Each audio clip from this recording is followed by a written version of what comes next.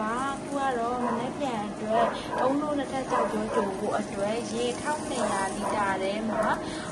အုံဟွာပေါ့တတိပုံးကြောက်ကြောတစ်စိမ့်အဲ့ကိုအဲ့တပိတ်စုံလေးနဲ့40 spoon ထည့်တယ်ပေါ့နော်4စုံထည့်တယ်ပြီးတော့ခါကျတော့စားတကြားကိုတော့ထမင်းစားစုံနဲ့8စုံထည့်ပြီးစားပြီးစီးပြီး fish sauce လေး2ခါလောက်ထည့်ပြီးတော့မှသူ့ကိုပြစ်အောင်ဂျုံနေတဲ့အဆင့်လေးပဲဖြစ်ပါတယ်ရှင်